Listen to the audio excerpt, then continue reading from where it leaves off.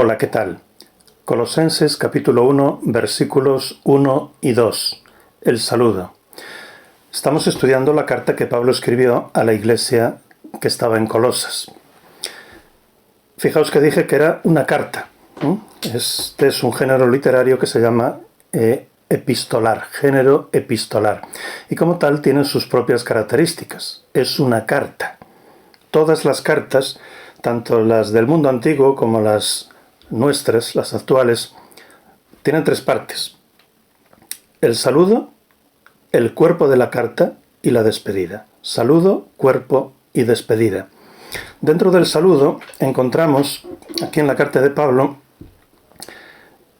el autor, el destinatario, el saludo propiamente dicho, gratitud y petición. Autor, destinatario, saludo, oración de gratitud y oración de petición. En nuestras cartas actuales hacemos lo mismo, con la sola excepción de dónde colocamos el autor. Esta carta de Pablo empieza diciendo Pablo, identificando quién escribe la carta. Nosotros no empezamos así. Nosotros, el autor de la carta lo colocamos al final, en la firma. Nosotros comenzamos diciendo, querido amigo Juan, identificando el destinatario de la carta. Seguimos, ¿cómo estás? El saludo.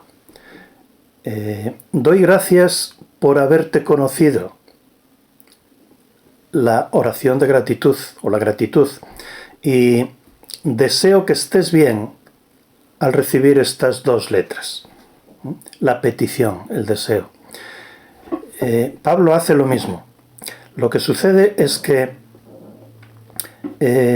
aunque Pablo sigue este modelo, lo embellece y le añade un contenido espiritual profundo al relacionar a Cristo con el saludo, tanto con el autor como los destinatarios, como con el saludo y la oración.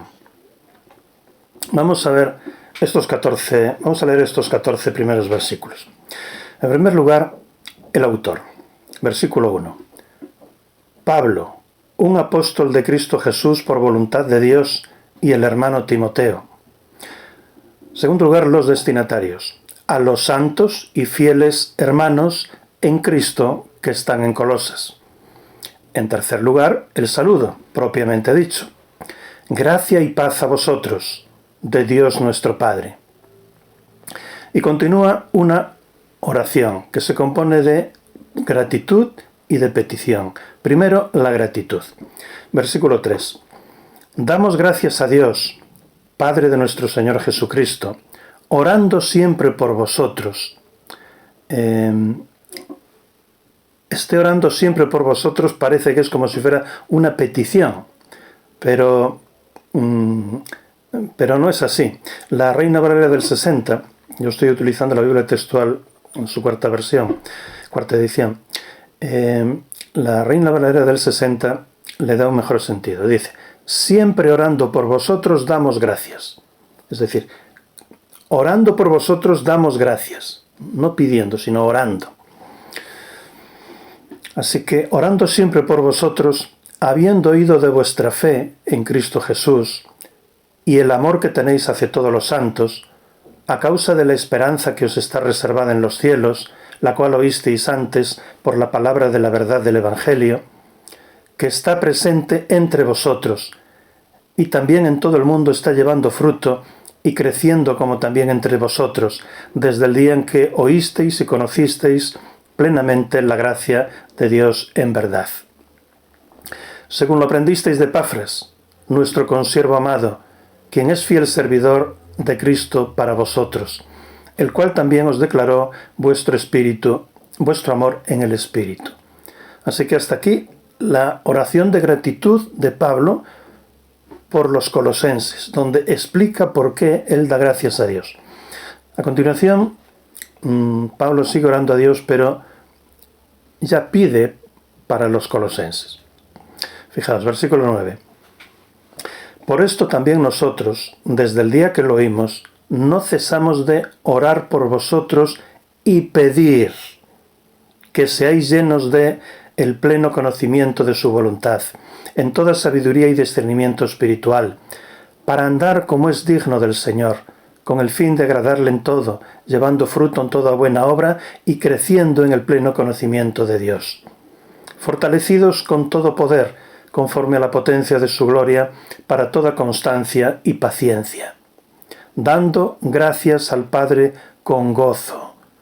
No Pablo, sino los colosenses. Dando vosotros gracias al Padre con gozo, que os hizo aptos para participar de la herencia de los santos en la luz, es decir, en Cristo, quien nos rescató de la potestad de la tiniebla y nos trasladó del reino del Hijo de su amor, en quien tenemos redención, la liberación de los pecados. Bien, todos estos versículos, hasta el versículo 14, componen de manera genérica lo que llamamos el saludo. Visteis que hablamos de oración de gratitud y oración de petición. Realmente la oración podemos dividirla, o a mí me gusta dividirla en solo 4 partes. La oración de adoración o alabanza, la oración de gratitud, como era este el caso de Pablo, la oración de petición, que también la usó Pablo, y finalmente la oración de conversación. A la adoración, gratitud, petición y conversación. Y no encuentro más tipos de oración. Vamos entonces al versículo 1. En primer lugar, el autor de la carta. En aquellos tiempos se identificaba en primer lugar el autor de la carta. Y dice, Pablo, apóstol de Jesucristo, tal. Pablo. El nombre. ¿Por qué se llamaba Pablo y no Saulo? ¿Por qué se cambió el nombre? Si es que se lo cambió. ¿Por qué? Es posible que su nombre hubiera cambiado por 2 motivos. En primer lugar, porque Pablo dio un cambio radical de su vida, de ser el principal perseguidor de los cristianos a ser el principal valedor de los cristianos. Entonces parece normal que quisiera cambiar el nombre y de llamarse antes Saulo, ahora se llamara Pablo. Saulo es un nombre judío, Pablo es un nombre griego.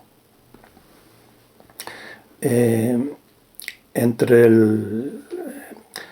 nuestra congregación hay algunos gitanos que se han cambiado el nombre cuando se convirtieron, lo cual pues tiene mucho sentido.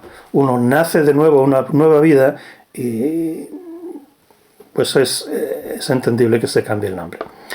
Pero hay otro motivo por el que Pablo pudo haberse cambiado el nombre. Pablo no había nacido en la tierra de Israel, sino que había nacido en Tarso. Ahí veis el mapa, en Tarso.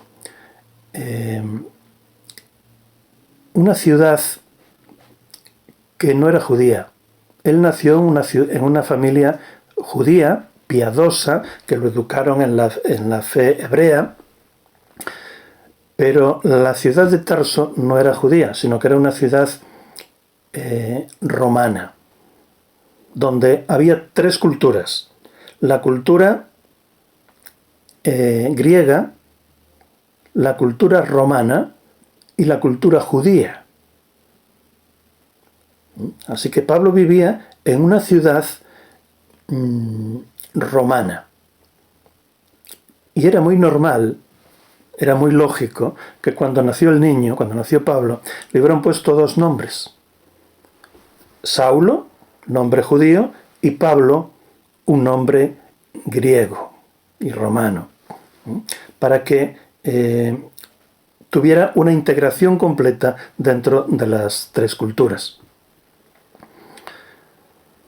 Así que el motivo del cambio del nombre de Pablo pudo haber estado motivado por esos por ambas razones, por una de ellas. En segundo lugar, Pablo era un ciudadano romano, ya lo hemos dicho. Era ciudadano romano por nacimiento, porque había nacido en la ciudad de Tarso, en la ciudad romana de Tarso, lo cual le daba los privilegios que no tenían los demás pueblos pertenecientes al imperio. Vamos a leer un texto donde se ve esto claramente. En Hechos 22, versículos 24 al 29 nos dice: el tribuno mandó meterlo a Pablo en la fortaleza, ordenando que fuera interrogado con azotes, para descubrir por qué causa le gritaban así los de la ciudad. Pero cuando lo estaban atando con las correas, Pablo dijo al centurión que estaba presente: ¿acaso un ciudadano romano y sin sentencia previa se os es permitido azotar? Cuando el centurión oyó esto, fue al tribuno y le avisó diciendo: ¿qué vas a hacer? Porque este hombre es romano. El tribuno se le acercó entonces y le dijo: dime, ¿eres tú romano? Y él dijo: sí. Y el tribuno respondió: yo con una gran suma de dinero adquirí esta ciudadanía. Entonces Pablo le dijo: pues yo la tengo desde nacimiento. De manera que los que iban a interrogarlo se apartaron de él al instante, y hasta el tribuno, aún después, aún por haberlo atado, tuvo temor al saber que era romano. Porque aunque prevalecía la cultura griega era superior a la cultura romana, el derecho romano era un derecho muy desarrollado, en el cual se fundamentan aún hoy muchos de los derechos actuales. Por ejemplo, el español. Cuando se estudia el derecho en España, una de las primeras asignaturas es Derecho Romano. Y el derecho romano daba unos privilegios y derechos, valga la redundancia, a los ciudadanos romanos muy elevados. Ellos tenían obligaciones, pero tenían también unos derechos, entre los cuales pues estaba que no se podía ni prender ni azotar a un ciudadano romano sin antes ser juzgado, como ocurre hoy en nuestro país. Un paréntesis. Pablo apeló a sus derechos como ciudadano romano. Debemos de cumplir nuestras obligaciones como ciudadanos, pero también es lícito beneficiarse, exigir nuestros derechos como ciudadanos españoles, en este caso. Ejemplo. En nuestras iglesias algunas personas tienen recelo de dar el diezmo a la iglesia a través de la cuenta bancaria y que después el Estado devuelva parte de esas donaciones. Se pueden deducir esas donaciones en la declaración de la renta, una parte. Pero ese es un derecho que tenemos los ciudadanos españoles. Así que es lícito hacerlo, porque el Estado no lo hace porque sí, sino porque estamos prestando un servicio a las entidades benéficas, a entidades sociales, a entidades religiosas como la nuestra. Bien, cerramos el paréntesis. Decíamos en la introducción anterior que una parte de la herejía de Colosas era que rendían culto a los ángeles y que nosotros no rendíamos culto ni a los ángeles, ni a los santos, ni a las vírgenes María, pero que sí podíamos y debíamos admirar e imitar a los grandes hombres de Dios de la Biblia, de la historia y del presente. Admirar e imitar. Pues Pablo, hermanos, es uno de esos hombres a imitar, cuyo ejemplo nos inspira, nos alienta y nos orienta. Mencionar algunas de las frases que él dijo o que se dijeron de él. Dijo: ya no vivo yo, mas vive Cristo en mí. Dijo: para mí el vivir es Cristo y el morir es ganancia. Le dijo Dios a él: bástate mi gracia, porque mi poder se perfecciona en la debilidad. Dijo Pablo: todo lo puedo en Cristo que me fortalece. También dijo: tengo deseo de partir y estar con Cristo, lo cual es muchísimo mejor. Y en 2 de Timoteo capítulo 4, versículos 7 y 8, al final de su vida, cuando en el segundo encarcelamiento, cuando el juicio que se estaba realizando con él, pues parecía que iba a terminar mal, y de hecho fue así, fue decapitado por Nerón. Pues al final de su vida, él dijo: he peleado la buena batalla, he acabado la carrera, he guardado la fe.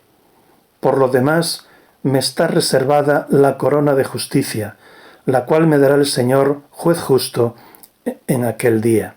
Y no solo a mí, sino también a todos los que han amado su venida. Así que Pablo es uno de esos hombres de la historia, en este caso de la historia bíblica del siglo I, que debemos de imitar. Continúa la presentación. Pablo, apóstol de Jesucristo. Se llama a él mismo apóstol. En otra carta que escribió a los filipenses, se identifica a sí mismo como siervo de Jesucristo. Pero el motivo de la carta a los filipenses era agradecerles una ofrenda que la iglesia de Filipos le había enviado a él.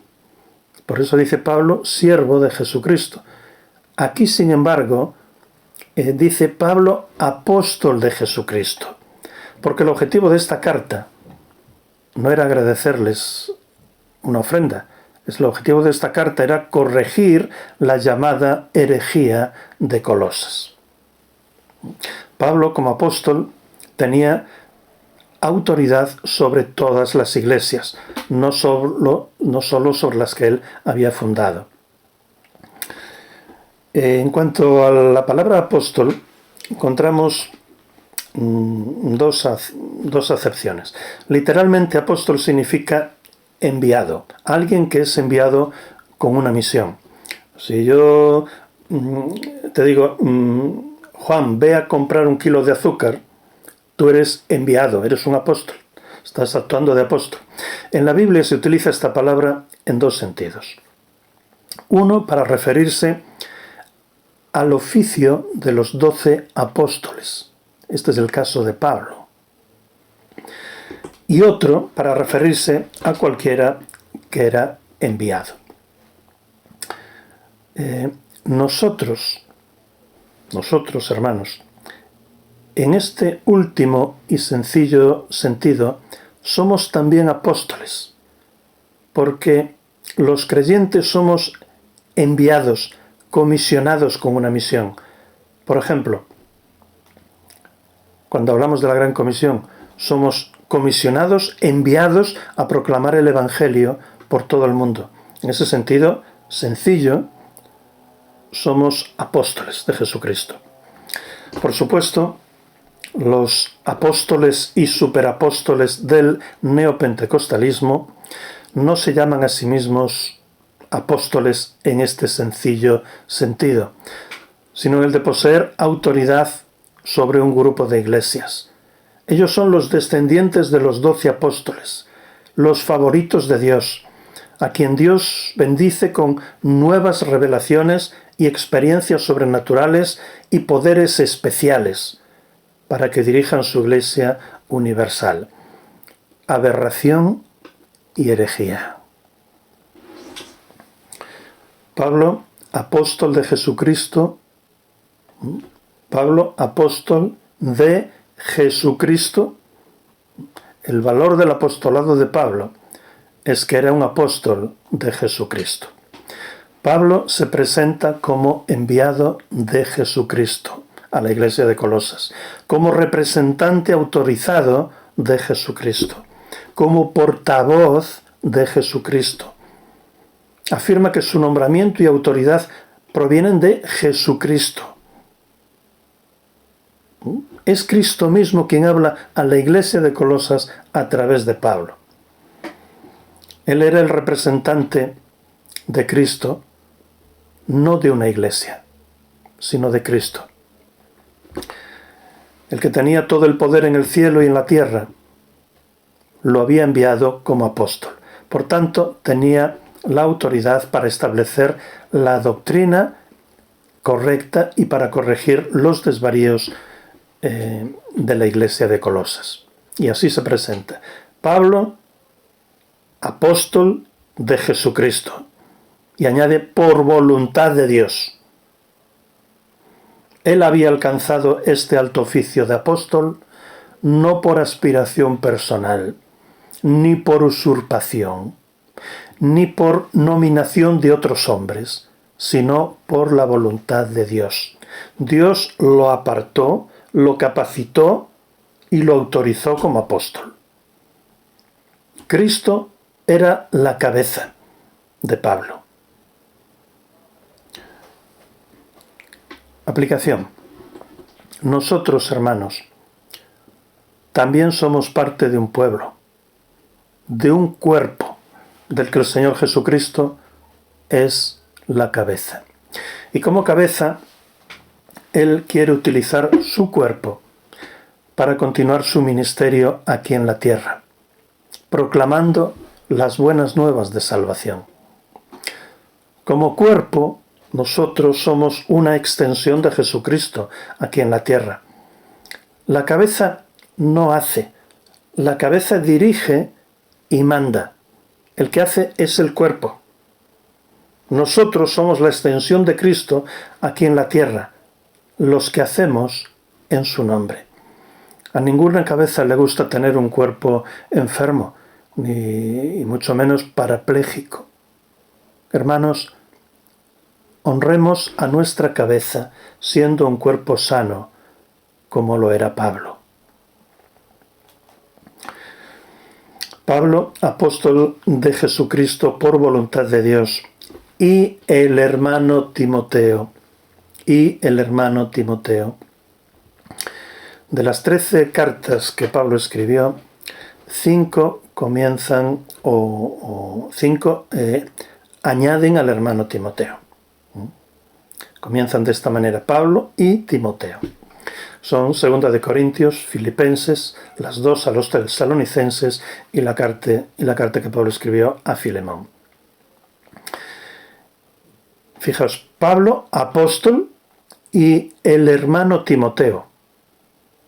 Pablo era apóstol, Timoteo no era apóstol. Si no lo hubiera dicho, dice hermano. El hermano Timoteo. No era apóstol, pero sí era un colaborador cercano, muy cercano de Pablo. Timoteo, aunque está en el saludo inicial, no era el autor de la carta, junto con Pablo, no era coautor de la carta. El autor es Pablo, pero Pablo mismo lo menciona por deferencia a él, porque era un colaborador muy cercano y querido, y porque seguramente fue el que escribió la carta a dictado de Pablo. Porque Pablo no veía bien, y en aquel tiempo no había gafas como las hay hoy. Pablo le costaba escribir. Fijaos, dice al final de nuestra carta, de Colosenses capítulo 4 y versículo 18, dice Pablo, la salutación de mi propia mano, de Pablo. Es decir, la firma final, el saludo final es de mi propia mano, de Pablo. Señal de que él no había escrito la carta, sino que la había escrito a su dictado otra persona. ¿Quién? Timoteo, casi con toda seguridad. Y en Gálatas 6:11, abundando en esto, dice, mirad con cuán grandes letras os escribí con mi mano. A Pablo le gustaba al final de la carta, aunque se la había dictado a Timoteo, pues poner de su puño y letra unas palabras de despedida. Y aquí en Gálatas puso: mirad con cuál grandes letras os escribí con mi mano, porque no veía bien como para escribir correctamente. Quizás este problema de la vista fue su aguijón en la carne, por el cual oró hasta 3 veces al Señor, y el Señor no se lo quitó, sino que le dijo: bástate mi gracia, porque mi poder se perfecciona en la debilidad. Vamos a leer el pasaje, porque es interesante, porque estamos considerando aquí al principio de la carta la figura de Pablo como nuestro ejemplo a imitar. 2 Corintios 12, versículos 7 al 10. Para que no me enaltezca, dice Pablo, me fue dado un aguijón en la carne, un mensajero de Satanás que me abofetee, a fin de que no me enaltezca. Por esto, 3 veces, no 1 ni 2, sino 3, no 4, ni 5, ni 10, ni 50 veces, sino solo 3. Por esto 3 veces rogué al Señor que se alejara de mí el problema. Y me ha dicho: mi gracia te es suficiente, porque el poder es perfeccionado en la debilidad. Por tanto, dice Pablo, gustosamente me gloriaré más bien en mis debilidades, para que resida en mí el poder de Cristo. Por lo cual me complazco en debilidades, en afrentas, en necesidades, en persecuciones y angustias, por causa de Cristo, porque cuando soy débil, entonces soy fuerte. Podríamos hacer aquí, hermanos, una aplicación diciendo que a Dios hay que orarle sin afectación, con toda normalidad, como cuando hablamos con otra persona.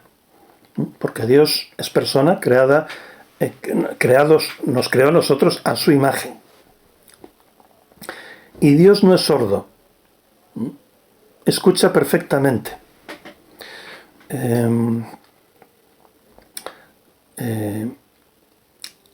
Cada caso es diferente. No quiero sentar cátedra aquí, pero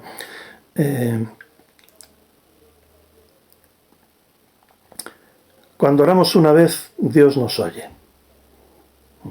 Cuando oramos 2 veces, Dios nos oye. Cuando oramos 3 veces, Dios nos oye. Él todavía no ha perdido el sentido del oído. Y Pablo así lo entendió. Pablo no estuvo toda la vida orando por su problema. Lo presentó delante de Dios y ahí se quedó. Si Dios lo resuelve bien, si no lo resuelve, también.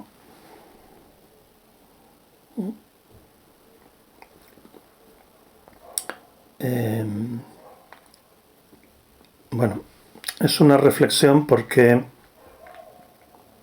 a veces se nos dice que tenemos que orar una y otra vez, y otra vez, y otra vez, y estar 1 año, 2 años, 25 años orando por un mismo tema, depende, lo que sea, pero normalmente no es así. Dios no está sordo, nos oye, está con nosotros. Compartimos nuestro problema, nuestro deseo, nuestra inquietud, de manera normal y habitual con Él en la oración de conversación. No necesitamos estarle pidiendo una y otra vez, porque eso no es lo normal que hacemos con la gente que nos rodea. Tenemos que esforzarnos en tratar a Dios como persona, de manera normal. Y Él está con nosotros siempre. Sabe cuáles son nuestras necesidades. No necesitamos estar importunándolo a la puerta todo el día y toda la noche. No por eso lo va a hacer. Bien. Otra observación que quisiera hacer respecto de Pablo. Si os fijáis, Pablo actuaba siempre por medio de un equipo. Él no era un lobo solitario. La obra del Señor, hermanos, debemos de realizarla en equipo, como cuerpo, como iglesia. Fijaos en el caso de Pablo, al final de nuestra carta, capítulo 4, versículos 7 al 18, vamos a leer toda la despedida. Nos dice allí: todo lo concerniente a mí os lo hará saber Tíquico. Tíquico era la persona, colaborador cercano y competente, que él había enviado con la carta a la iglesia de Colosas, no solo para llevar la carta, sino para resolver el problema, para intervenir allí en nombre del Pablo. Todo lo concerniente a mí os lo hará saber Tíquico, hermano amado y fiel servidor y consiervo en el Señor. Les está dando aquí las credenciales de Tíquico, a quien envié a vosotros para esto mismo, para que conozcáis nuestra situación y consuele vuestros corazones. Con Onésimo, otra persona, que era el esclavo de Onésimo, el esclavo de Filemón. Por ser esclavo no quiere decir que fuera ignorante ni incompetente. Que queda introducirse en la sociedad, la cultura y el aspecto social de la sociedad de aquel entonces, en el que había esclavos. Así que con Onésimo, fiel y amado hermano, quien es uno de vosotros, os harán saber todas las cosas de aquí. Os saluda Aristarco, otra persona, mi compañero de prisión, y Marcos, el primo de Bernabé. Marcos, el que luego escribió el Evangelio de Marcos, y Bernabé que había sido un muy cercano colaborador de Pablo en algunos de sus viajes misioneros, acerca del cual, dice de Bernabé, recibisteis instrucciones. Si va a vosotros, recibidlo. Y Jesús, el llamado justo, otra persona, otro colaborador, que son de la circuncisión. Estos son los únicos colaboradores en el reino de Dios que me fueron de consuelo. Os saluda Epafras, que estaba allí con él también colaborando, quien es uno de vosotros, esclavo de Cristo, quien se esfuerza siempre por vosotros en las oraciones, para que estéis firmes y perfectos y totalmente decididos a cumplir toda la voluntad de Dios. Porque doy testimonio de él, de que tiene mucha preocupación por vosotros, por los que están en la Odisea y por los que están en Hierápolis. Os saluda Lucas, el autor del Evangelio de Lucas, el médico amado, y Demas, colaboradores estrechos, muy estrechos con Pablo, que formaban parte de su equipo. Y concluye la despedida diciendo: saludad a los hermanos que están en la Odisea, a Ninfa, una mujer, y a la iglesia que está en casa de ella, y cuando esta epístola haya sido leída en presencia de vosotros, haced que también sea leída en la iglesia de los laodicenses, y que vosotros también leáis la de la Odisea. Y decid a Arquipo: atiende la labor del servicio que recibiste del Señor para que lo cumplas. Le había dado un solemne encargo. La salutación, ¿veis? La salutación de mi propia mano, de Pablo. Recordad mis cadenas. La gracia sea con vosotros. Y otros colaboradores, aparte de los mencionados aquí en la despedida, pues son Timoteo, el que escribió la carta, uno de los más cercanos, Tito, Silas, Priscila, Aquila, etcétera, etcétera, otros que desconoceremos. Aplicación. Pues si Pablo es nuestro modelo, tenemos que imitarlo. Nosotros también somos un cuerpo. Antes dijimos que éramos un cuerpo y que dependíamos de la cabeza que es Cristo. Pero somos un cuerpo en el que cada uno tiene una función. Nuestro cuerpo es un equipo de los miembros que tenemos. Y cada uno realiza una función coordinada para que el cuerpo esté sano y funcione correctamente y cumpla con su propósito. Nosotros también, dentro de la obra del Señor, dentro de la Iglesia, debemos de ejercer los dones que tengamos y la función y el ministerio que nos corresponda para el provecho del cuerpo, para que el cuerpo realice la obra y el plan y la misión que el Señor le encomendó. Así que cada uno de nosotros debemos de estar dispuestos a ocupar el lugar que nos corresponde al servicio del Señor. Y pasamos al versículo 2. Después de ver el autor, vamos a los destinatarios. Dice, a los santos y fieles hermanos en Cristo que están en Colosas. En primer lugar, a los santos. Les llama a los creyentes de Colosas santos. Eran santos. Santo en la Biblia tiene dos significados. En primer lugar, tiene que ver con lo que somos en Cristo. Con lo que somos en Cristo. Somos santos cuando creemos. Pasamos a ser santos. Es un estado, una posición. Hemos pasado de muerte a vida, de condenación a salvación, de las tinieblas a la luz, del reino de Satanás al reino de Dios, de ser enemigos de Dios a ser amigos, de ser criaturas de Él a ser sus hijos. Hemos sido sacados del mundo y apartados para Dios, consagrados a su servicio. Entonces todo eso sucedió en el momento que creímos. Pasamos a ser posicionalmente santos en Cristo. No perfectos, eso es otra acepción, sino posicionalmente santos. Hermanos, aplicación. Cuando digo hermanos es que metemos una aplicación. Seguimos siendo pecadores. Se nos llama santos, pero seguimos siendo pecadores, ¿verdad? Pero salvados. Pecadores salvados. Dios nos ve como pecadores, porque aún no ha perdido la razón ni ha perdido la vista.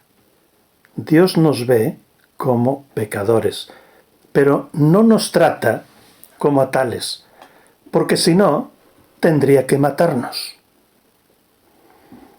Y si no nos trata como a tales, es porque Cristo murió por nosotros. Él pagó por nosotros. Él fue tratado como tal. Fue tratado como pecadores, como pecador, para que nosotros no fuéramos tratados como pecadores. Pero Dios sabe perfectamente lo que somos, que los pecadores somos nosotros y que Cristo es el inocente. Así que no nos ensoberbezcamos porque no tenemos motivo para ello, aunque se nos llame santos. Todo lo que somos, lo somos en Cristo y nuestra actitud debe de ser la de gratitud humilde y obediente. Otra aplicación. De la misma manera, en el Antiguo Testamento Dios escogió un pueblo, el pueblo de Israel, y lo apartó para Él. Hoy su pueblo escogido y apartado somos nosotros, somos la Iglesia. Pero recordemos que cuando Dios escogió un pueblo en Abraham, le dijo: en ti serán benditas todas las familias de la tierra. En ti serán benditas todas las familias de la tierra. Es decir, Dios no escogió un pueblo y se olvidó de los otros pueblos de la tierra, sino que su propósito, su método, era utilizar a este pueblo escogido para que difundieran la fe de Él en los demás pueblos del mundo. Israel fracasó en su cometido porque se envaneció por el hecho de ser el pueblo escogido y menospreció al resto de los pueblos de la tierra hasta el punto de llamarlos perros gentiles. Aprendamos, hermanos, de nuestros antecesores. Nosotros hoy somos el pueblo escogido por Dios, la nación santa, el real sacerdocio, comisionados para hacer discípulos a todos los gentiles. En ti serán benditas todas las familias de la tierra. Nosotros hemos sido enviados a hacer discípulos a todos los gentiles. ¿Qué vamos a hacer? Así que el primer significado tiene que ver con lo que somos en Cristo, algo posicional. Pero el segundo significado tiene que ver con la santidad, con algo moral, con la perfección, con la virtud, con el desarrollo cristiano. En este sentido, no somos muy santos. Somos santos posicionalmente en Cristo. Y por eso, porque somos santos posicionalmente en Cristo, porque somos en Cristo santos, debemos de buscar la santidad, la perfección, la virtud, el desarrollo cristiano, la práctica de la santidad, la piedad, la santidad en el sentido moral, porque somos santos posicionalmente en Cristo, porque ya tenemos vida eterna, porque somos hijos de Dios, etcétera, etcétera. Ahora, eso debe de incitarnos a buscar la perfección cristiana, la santidad personal, la piedad. La santidad es algo que se es, que tiene que ver con el carácter, con lo que se es en el interior. Y, por tanto, tiene que ver también con la conducta, porque lo que se es, se hace. ¿No dice la Biblia: por sus frutos los conoceréis? Un manzano da manzanas, no espinos. Por sus frutos los conoceréis. Lo que se es en el interior, se hace. Si soy santo en mi condición interior, si mi carácter es santo, piadoso, voy a realizar obras de piedad. Mi comportamiento, mi conducta va a ser una conducta santa y piadosa. Quiero mencionar como modelos de este tipo de santidad moral a dos modelos. Uno a Dios, que es el modelo por excelencia, incomparable con los demás, y otro a Pablo, que lo estamos considerando como ejemplo y modelo en este estudio. La santidad de Dios. Podemos dividir los atributos de Dios en incomunicables y comunicables. Incomunicables y comunicables. Los atributos incomunicables son los que no podemos imitar nosotros. Por ejemplo, su omnipotencia, su omnisciencia, su omnipresencia. Eso no podemos imitarlo. Pero los atributos comunicables son los que sí podemos y además debemos de imitar. Por ejemplo, su amor su bondad, su santidad, su justicia, etc. La santidad, por tanto, es un atributo comunicable que podemos y debemos imitar. ¿Qué significa que Dios es santo? Vamos a ver a Dios, el modelo de la santidad de Dios. ¿Qué significa que Dios es santo? Pues positivamente significa que Dios moralmente es perfecto, infinitamente puro. Y negativamente significa que Dios está separado de todo mal. Por un lado, Dios es perfecto, infinitamente puro, y eso significa que está separado de todo mal. Eso es la santidad de Dios, en su grado infinito, que tiene que ver con la ira de Dios. En cuanto a la ira de Dios, la santidad es la causa de su ira, porque Él detesta infinitamente todo pecado y tiene que juzgarlo, porque si no, no sería santo. Por cuanto Él es santo, detesta y aborrece infinitamente el pecado, todo pecado, y por cuanto es justo, tiene que juzgarlo y condenarlo. Repito, por cuanto Él es santo, detesta y aborrece infinitamente todo pecado, y porque es justo, tiene que juzgarlo y condenarlo. Porque si no, dejaría de ser santo y justo.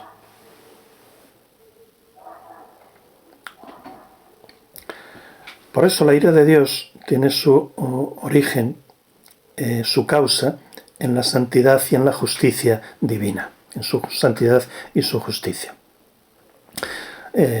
Hablando de la justicia de Dios, porque la justicia es un atributo muy cercano al de la santidad.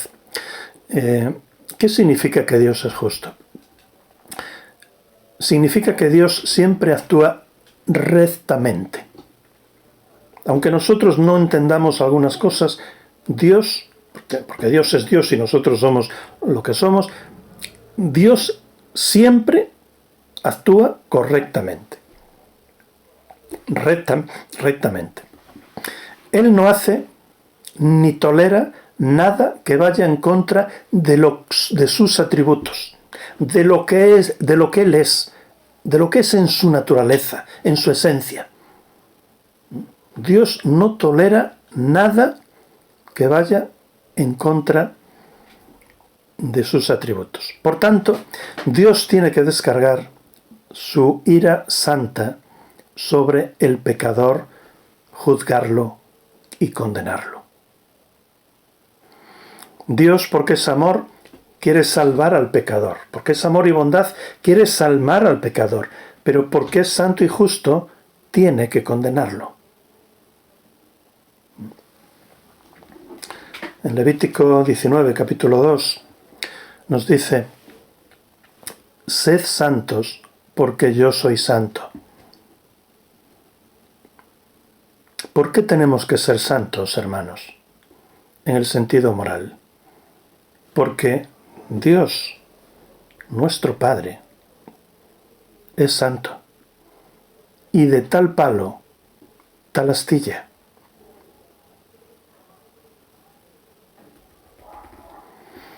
En 1 de Pedro 1, versículos 13 al 16, nos habla de la santidad moral y dice: habiendo ceñido los lomos de vuestro entendimiento, es decir, habiendo entendido, sed sobrios, es decir, no ebrios, no disolutos, sino consecuentes, sed sobrios, y tened vuestra esperanza,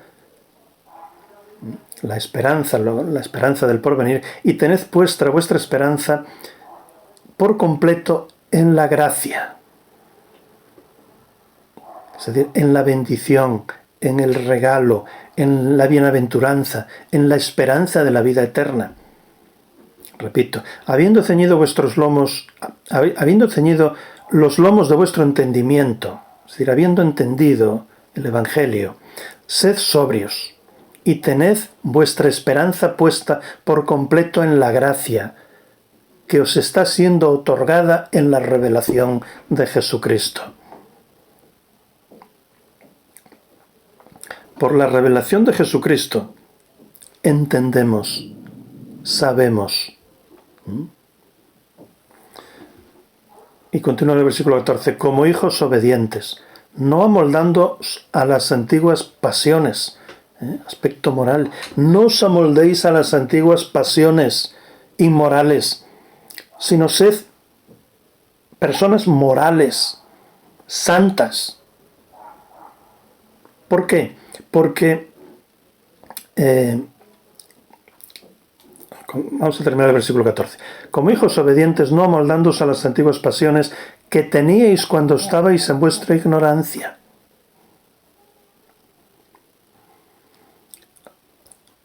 Antes éramos ignorantes. Vino el Señor Jesucristo y nos reveló la verdad a través de su palabra.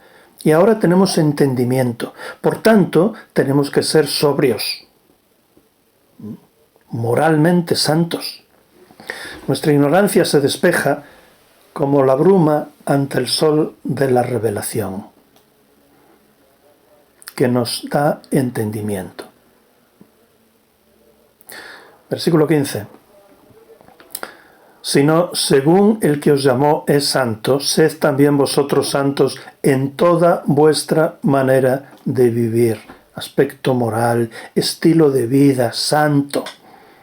Se nos exhorta a ser santos. Sed también vosotros santos en toda vuestra manera de vivir, en todo vuestro estilo de vida, moralmente santos, porque está escrito, seréis santos porque yo soy santo.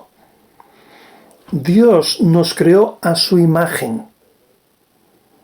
Esta imagen se desdibujó por el pecado, se trastocó por el pecado. Pero ahora que hemos vuelto a Cristo, que hemos vuelto a Dios, que hemos nacido de nuevo, tenemos que recuperar esa imagen de santidad para parecernos cada vez más a nuestro Padre Celestial.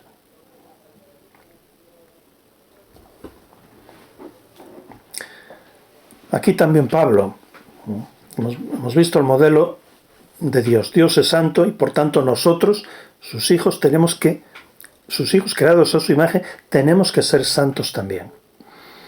Y encontramos en segundo lugar el modelo admirable también de Pablo. Vamos a leer unos versículos en Filipenses capítulo 3, versículos 12 al 14. Fijaos en la actitud de Pablo. Dice, no que lo haya obtenido ya, ni que ya esté perfeccionado.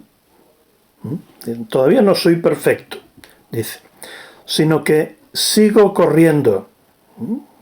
Se esforzaba en correr, por si logro alcanzar aquello para lo cual fui también alcanzado por Cristo. Dice, Cristo nos alcanzó, nos salvó. Y eso tenemos vida eterna. Pero ahí no termina todo. La salvación culminará con nuestra glorificación cuando ya estemos completamente desligados del pecado. Cuando nos justificó, hemos sido declarados posicionalmente justos. Ahora, a lo largo de nuestra vida, tenemos que irnos santificando, perfeccionando moralmente. Y una vez que estemos con el Señor, obtendremos la glorificación y ya estaremos totalmente libres del pecado y seremos, una vez más, como fuimos al principio, absolutamente santos. Como es Dios, salvando las distancias. Así que el Señor nos alcanzó, nos salvó, pero para hacernos santos también. No solo para darnos vida eterna, sino para santificarnos. Y Pablo seguía corriendo, se esforzaba para ver si lograba alcanzar aquello para lo cual fui también alcanzado por Cristo. Versículo 13. Hermanos, no considero que yo mismo lo haya alcanzado. No soy perfecto. Pero una cosa hago, olvidando las cosas que están atrás. Es decir, tirando el lastre, mirando al futuro, siendo prácticos. Tenemos que tirar mucho lastre que nos impide correr hacia adelante, hacia la meta, a pleno rendimiento en nuestro servicio al Señor. Pero una cosa hago, olvidando las cosas que quedan atrás, tirando lastre, y extendiéndome a las que están delante, sigo corriendo hacia la meta, hacia el premio del supremo llamamiento de Dios en Cristo Jesús. Esa debe de ser nuestra actitud. Debemos de pararnos, centrarnos, reflexionar. Por eso tenemos la cabeza, la mente, para pensar, para evaluar nuestra vida, para ordenar nuestros valores, para ver lo que tenemos que dejar, el lastre que tenemos que dejar, y para centrarnos en aquello que es más productivo con vistas a la eternidad, con vistas a nuestros tesoros en el cielo. No dejemos pasar el tiempo, no perdamos el tiempo, centrémonos. Nuestros recursos son limitados y uno de los principales es el tiempo. Así que aprovechemos el tiempo para el servicio del Señor, que es al final lo que va a valer y lo que nosotros mismos vamos a apreciar.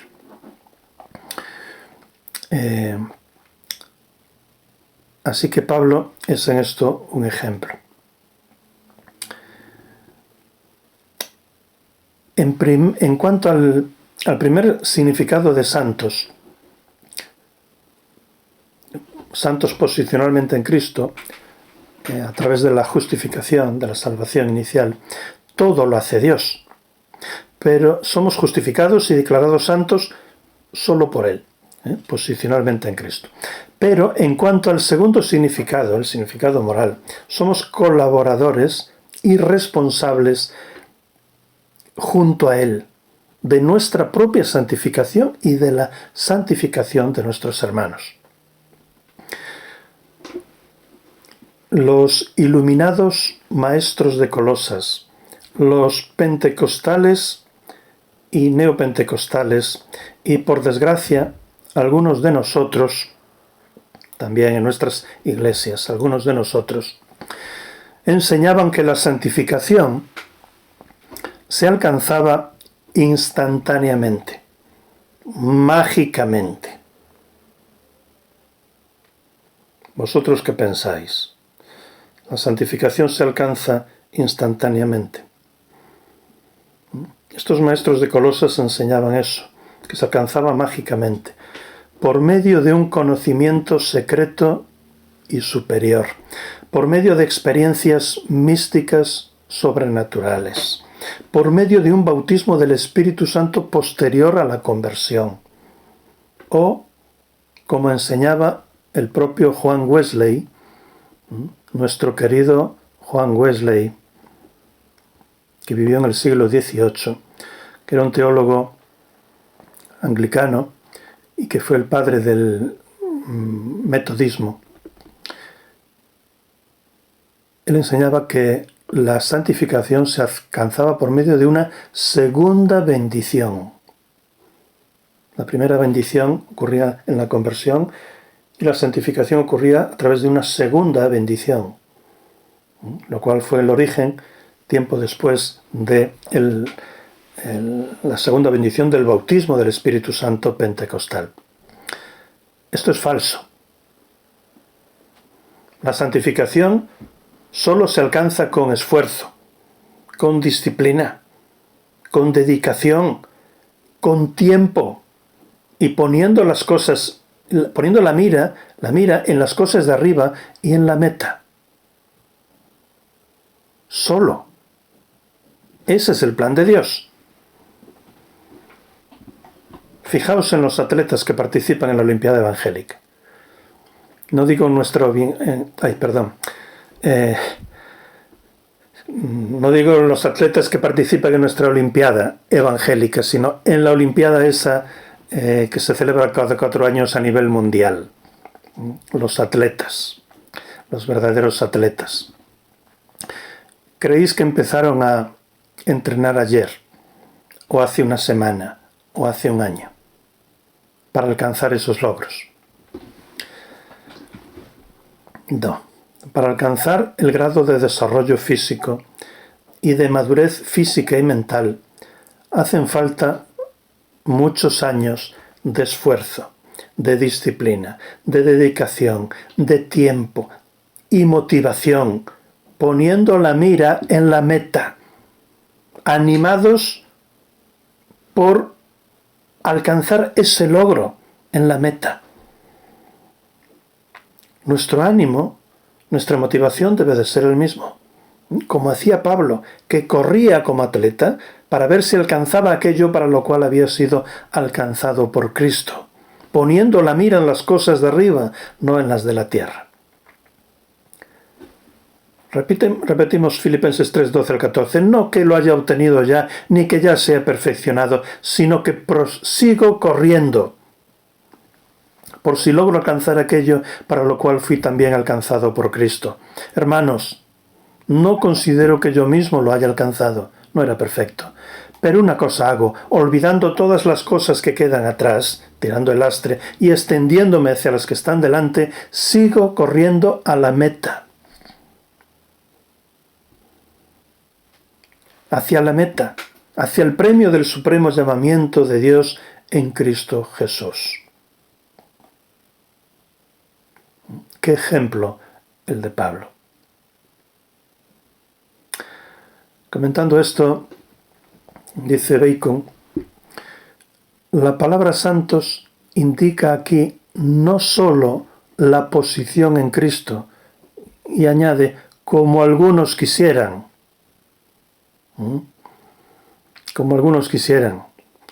sino también un sentido moral. Un sentido moral, como no una mera dedicación, sino una condición moral, una justicia ética. El propósito y el mensaje de la carta de los Colosenses confirman esta idea. Así que hemos visto la palabrita esa, santos. A los santos y fieles. A los santos y fieles hermanos en Cristo. Se los llama también no solo santos a los colosenses, sino fieles. Fieles. Fieles o confiables. Eso es lo que significa. Eran fieles y confiables. Algo que se hace, algo que tiene que ver con la práctica diaria de la vida cristiana y con el segundo significado de santo. Santo en el sentido ético. Todos somos llamados a ser santos porque Dios nuestro Padre es santo. Pero no todos los creyentes son santos en este sentido ético. Solo los santos, en el sentido ético, son fieles. En la iglesia de Colosas, como en todas las iglesias locales, como en nuestra iglesia local, había creyentes y no creyentes. Y entre los creyentes había unos creyentes más fieles, más santos que otros. En el día de las recompensas, cuando estemos ante el tribunal de Cristo, unos recibirán una corona mayor que otros de la mano del propio Cristo, en función de nuestra fidelidad, de nuestra confiabilidad a Él. Hermanos, Dios es fiel y nosotros debemos de ser fieles también. Dios no solo es santo, también es fiel a nosotros y nosotros debemos de imitarlo y ser fieles como Él es fiel. Un creyente es alguien que confía en Dios, pero un fiel es un creyente en quien Dios confía. Un creyente fiel es aquel que estudia la palabra de Dios que ora, que se reúne con los hermanos, que cumple su ministerio en la Iglesia, que da el diezmo de sus ingresos a la Iglesia, no a obras sociales, que proclama el Evangelio, que pone a Dios por encima de todas las cosas, que cumple los mandamientos de Dios, que ama a Dios por encima de todo, que ama a los hermanos como a sí mismo, que ama incluso a sus enemigos. Eso es un creyente fiel, santo y fiel.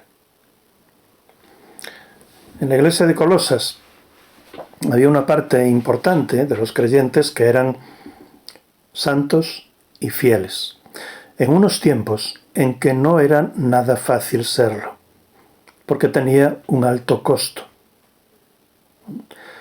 A ellos es a quien Pablo escribe esta carta a los colosenses, para enseñarles, para preservarlos, para fortalecerlos. A los santos y fieles hermanos, les llama también hermanos.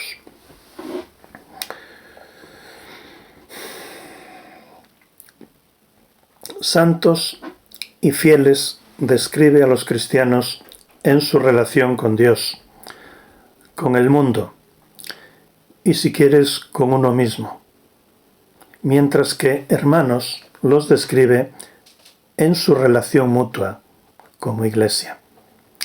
Aplicación. Podemos escoger a nuestros amigos, pero no podemos escoger a nuestros hermanos.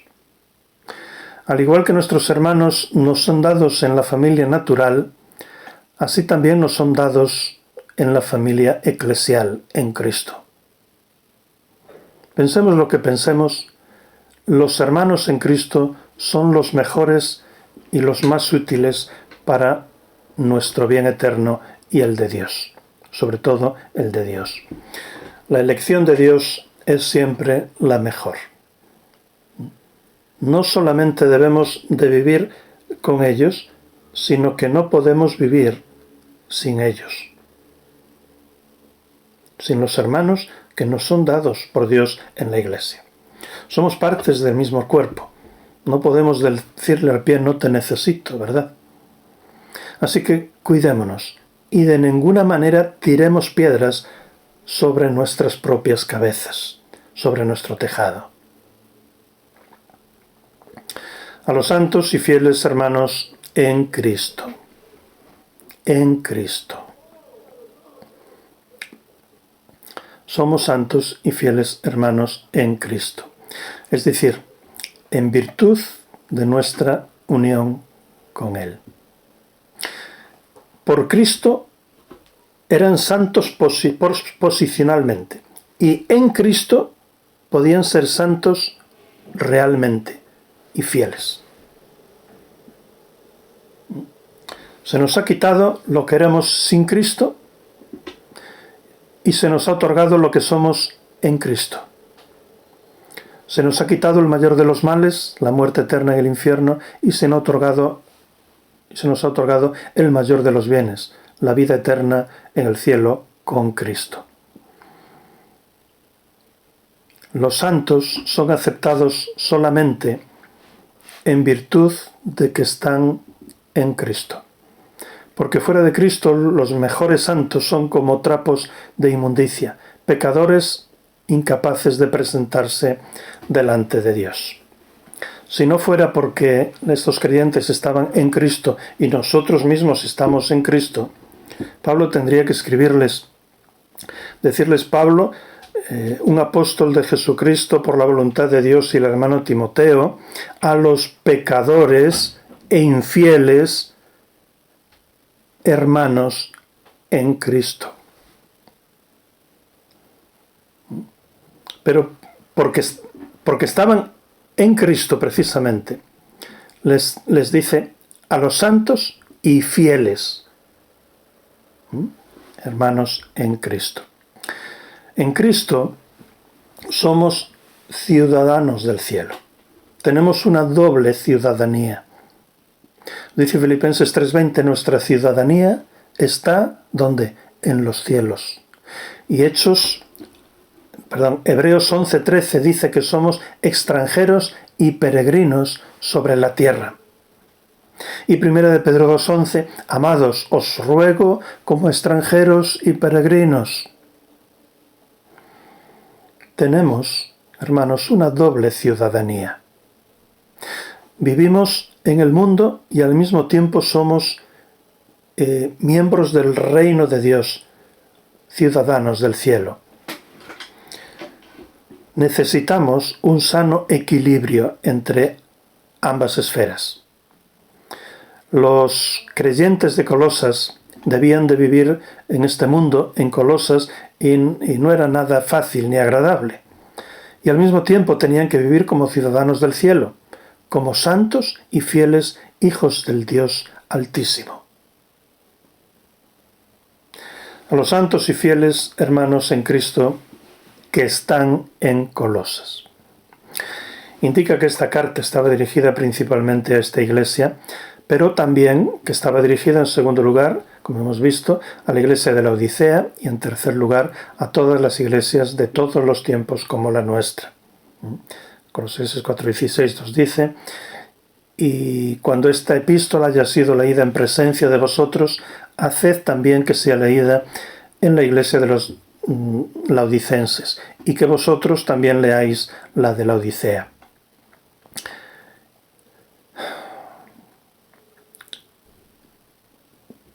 Pasamos al saludo. El saludo dice el apóstol: gracia y paz a vosotros de Dios nuestro Padre. Gracia y paz a vosotros de Dios nuestro Padre. Gracia, la gracia de Dios. Gracia era el saludo habitual griego. Si un griego entra por la puerta, no diría hola, no diría buenos días, diría gracia, que significa gozo. Y si después de él entra un judío, no diría gracia, diría shalom, que significa paz, bienestar, prosperidad, integridad, satisfacción. Eso significa shalom. Así que gracia y paz. El saludo habitual griego y el saludo habitual judío. Pero Pablo no utiliza estas palabras como un mero formalismo de cortesía, sino que las relaciona con Dios y al hacerlo les añade un contenido espiritual muy profundo que veremos a continuación. ¿Qué significado tiene en la Biblia la palabra gracia? En primer lugar, el primer significado sería el de encanto, atractivo. Por ejemplo, cuando decimos qué gracia tiene, o qué gracioso, o me ha creído en gracia, encanto, atractivo, pues se usa en este sentido en la Biblia. Por ejemplo, en Lucas 4:22, donde dice: todos daban testimonio de él, de Jesucristo, y se maravillaban de las palabras de gracia que salían de su boca. Eran palabras dichas con gracia. En Colosenses 4:6, vuestra palabra sea siempre con gracia. Nuestras palabras también, imitando al Maestro, tienen que ser con gracia, con encanto, con atractivo, con gracia, sazonada con sal para saber cómo conviene responder a cada uno. Así que el primer significado que encontramos de la palabra gracia es encanto, atractivo. El segundo, agradecimiento. Ejemplo actual: gracias, muchas gracias. Y esta palabra de gratitud proviene pues de esta palabra griega charis o charis. Por ejemplo, En Colosenses, nuestro libro de Colosenses, capítulo 3, versículos 15 al 17, dice: la paz de Cristo sea árbitro en vuestros corazones, a la cual ciertamente fuisteis llamados en un solo cuerpo, y sed agradecidos. Ahí está la palabra esta, gracia. La palabra de Cristo vive en vosotros en abundancia con toda sabiduría, enseñándoos y amonestándoos unos a otros con salmos e himnos y cánticos espirituales, cantando con gratitud, otra vez la palabra gracia, en vuestros corazones. Y todo lo que hagáis, sea de palabra o de obra, hacedlo en el nombre del Señor Jesús, dando gracias, otra vez, a Dios Padre por medio de Él. Así que ya hemos visto dos significados de la palabra gracia. Uno, encanto, atractivo. Debemos de hablar con gracia. Dos, agradecimiento, acción de gracias, gracias.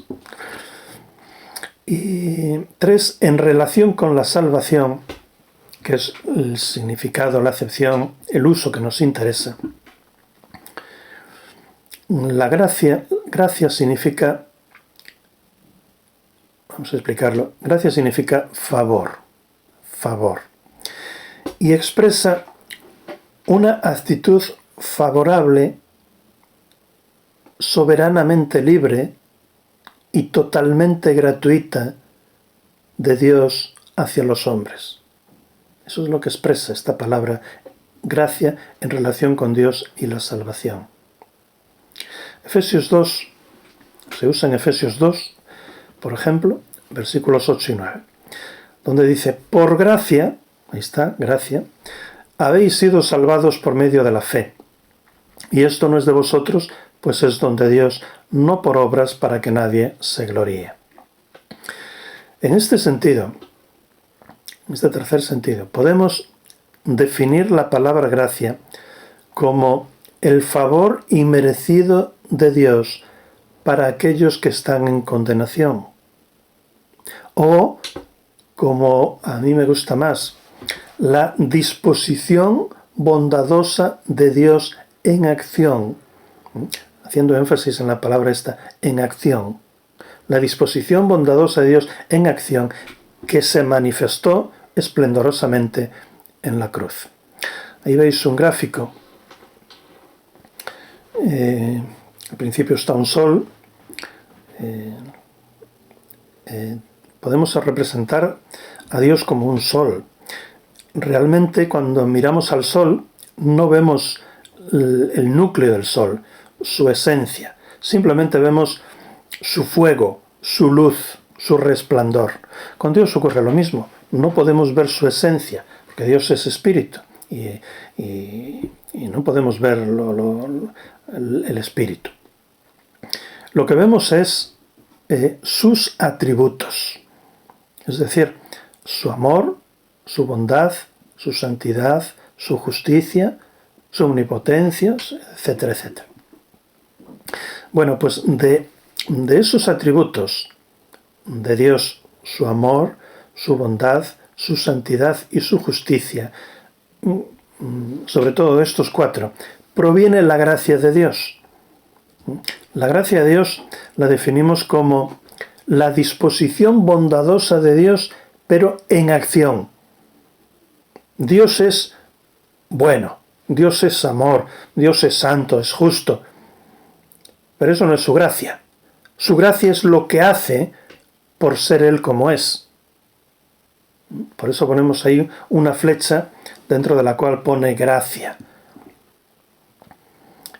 Y esa gracia se ha manifestado esplendorosamente ahí en la cruz, donde Jesucristo murió por el ser humano, cuando estábamos encadenados perpetuamente al pecado e íbamos destino de la muerte eterna y el infierno. Así que la gracia es la disposición bondadosa de Dios en acción que se manifiesta esplendorosamente en la cruz. La gracia no es un atributo de Dios. La cruz no es un atributo de Dios. La gracia y la cruz son consecuencias de lo que Dios es y de sus atributos. Pablo usa la palabra gracia en sus 13 epístolas más de 100 veces, en este sentido.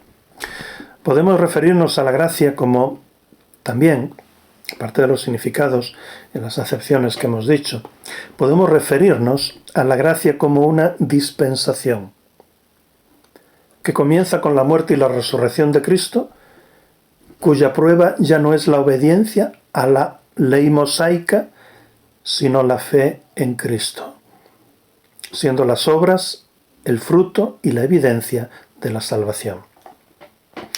Podemos también contrastar la gracia con la ley, diciendo que bajo la ley Dios demanda justicia de parte del hombre, mientras que bajo la gracia Él otorga su justicia como un regalo al pecador que cree. La ley se relaciona con Moisés y las obras, mientras que la gracia se relaciona con Cristo y la fe. La ley bendice al que es bueno, la gracia salva al malo. La ley demanda que el hombre obtenga bendición como una recompensa, mientras que la gracia es un regalo de Dios que Él da gratuitamente al pecador. Podemos decir que estamos ante otro evangelio, ante un evangelio diferente, ante un evangelio falso, cuando se excluye la gracia de la ecuación de la salvación. O cuando se mezcla la gracia con la ley, legalismo judío de la herejía de Colosas. O cuando se niega el pecado, que es lo que hace a la gracia, que es lo que da a la gracia la ocasión de actuar, el pecado. Recordemos que cuando predicamos el Evangelio, tenemos que predicar todo el Evangelio, ni más ni menos, todo el Evangelio. Y el Evangelio decimos que Dios es nuestro creador, que es bondadoso, amoroso, santo, justo, que el hombre es pecador, y como Dios es santo y justo, aunque ame al hombre, tiene que condenarlo. Pero que Jesucristo pagó nuestra deuda, pagó en nuestro lugar. La ira de Dios fue derramada no sobre nosotros, sino sobre Cristo, en nuestro lugar. Y que esta salvación se alcanza únicamente por la fe. Y el que cree tiene vida eterna. Esa es nuestra esperanza, con Cristo en el cielo. Podemos hablar también de una gracia impartida. La gracia no solo tiene que ver con la salvación, sino también con la santificación. Una vez que somos salvos, por gracia, seguimos viviendo bajo la gracia. Lo mismo que somos salvos por fe, pero ahora tenemos que seguir viviendo por fe. Dice Romanos 6:14, el pecado no se enseñoreará de vosotros, pues no estáis bajo la ley, sino bajo la gracia. El creyente ha sido elevado al nivel de colaborador de Dios, tanto en su propia santificación como en la santificación de los demás. Ministerio que hemos de realizar bajo la gracia de Dios. Podemos hablar también de gracia común y gracia eficaz, de gracia irresistible, de gracia previniente, etc. Podemos hablar de una perspectiva arminiana de la gracia, o calvinista, o dispensacional, o de la teología del pacto, o medieval, etcétera, etcétera. La gracia de Dios. Saludo. Gracia y paz a vosotros. Gracia y paz a vosotros. La paz. El resultado natural de la gracia de Dios es su paz. La gracia es la fuente y la paz es el arroyo que brota de esa fuente. Cuando uno es consciente de la gracia de Dios que le ha salvado, el resultado natural es el gozo y la paz. ¿No es cierto? Así que podemos definir la paz como la convicción de la reconciliación mediante la cruz, como un bienestar espiritual profundo, un gozo profundo que se siente al saberse en las manos de Dios. Pablo usa esta palabra unas 40 veces, paz, shalom. La paz que nosotros encontramos en Cristo es doble. Primero hallamos la paz con Dios, una vez que hemos sido reconciliados con Él, y luego, como consecuencia, hallamos la paz de Dios. Billy Graham tiene un libro que se titula Paz con Dios.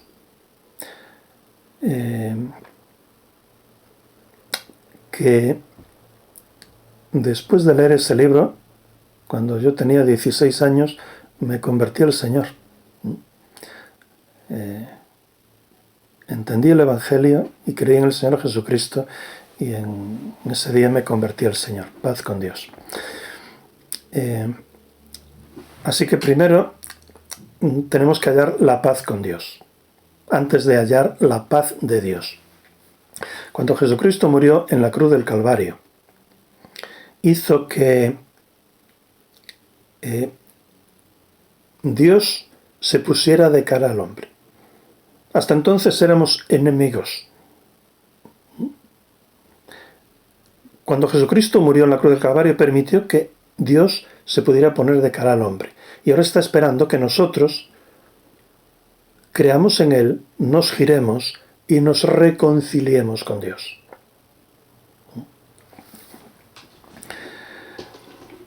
De la paz de Dios habló Jesús en Juan 14, 27, por ejemplo, donde dice: paz os dejo, mi paz os doy.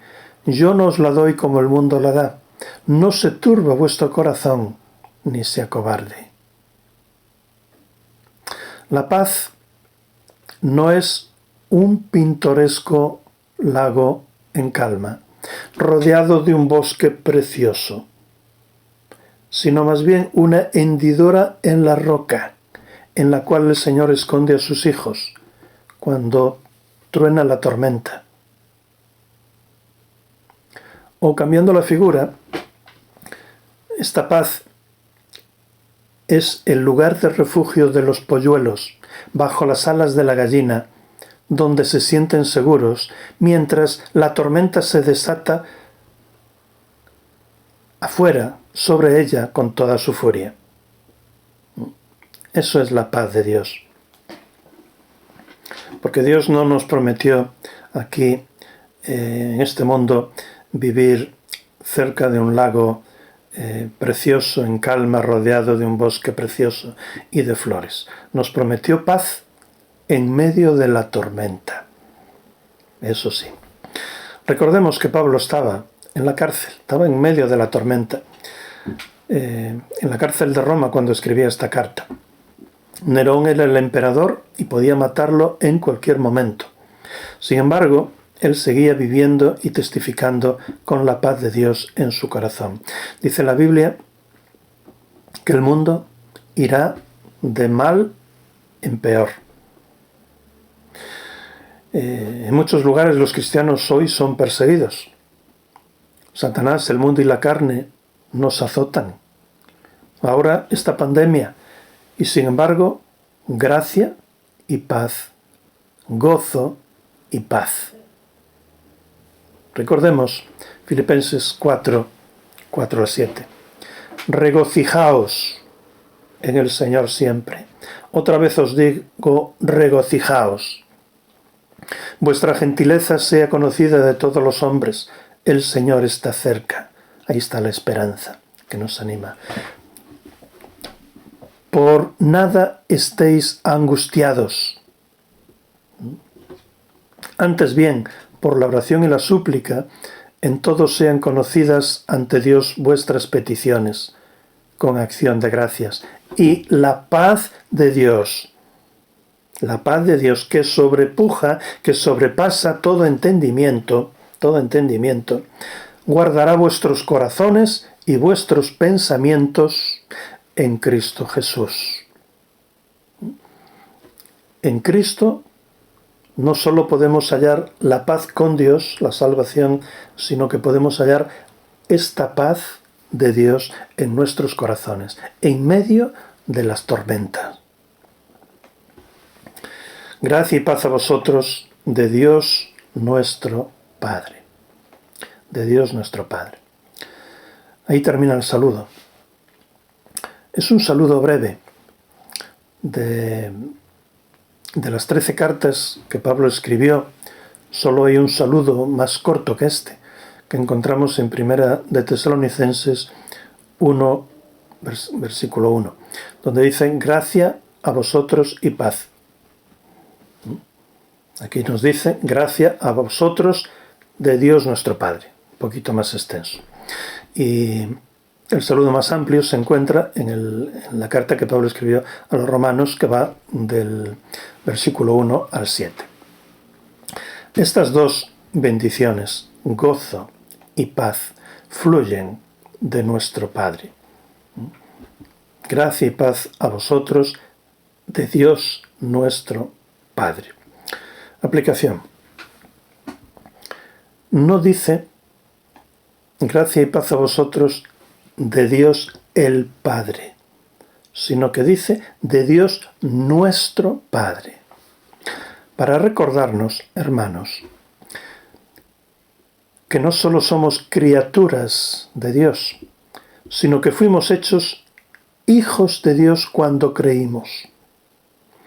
No solo nos libró del mayor de los males, la muerte eterna en el infierno, sino que nos otorgó el mayor de los bienes, la vida eterna en el cielo, y nos adoptó como hijos. Ya no somos solo criaturas, somos hijos. Y esta adopción, además, nos hace a todos nosotros, ¿qué? Nos hace hermanos. Porque somos hijos del mismo Padre Celestial y vamos a pasar toda la eternidad juntos con Él. En el Textus Receptus, que es en donde se basa la versión de la Reina Valera del 60, pone y del Señor Jesucristo. Pero en los mejores manuscritos no figura esta adición y del Señor Jesucristo. Gracia y paz aparecen en el saludo de las 13 cartas de Pablo. Y la referencia al Señor Jesucristo aparece en 10 de las 13. O sea que no es que diga nada extraño si añadimos y del Señor Jesucristo. Pero no aparece aquí en Colosenses. Y como tenemos que ser escrupulosos en no añadir ni quitar nada a la palabra de Dios, aquí no está. Está en 10 de las 13 cartas, pero no en este saludo. Sin embargo, es precisamente en esta carta, en esta epístola de Pablo, donde la deidad de la segunda persona de la Trinidad, su preeminencia sobre todas las criaturas y su idoneidad y suficiencia completa para la salvación son expuestos con la mayor claridad y con más energía. Así que gracia y paz a vosotros de Dios nuestro Padre. Que el Señor os bendiga. Amén.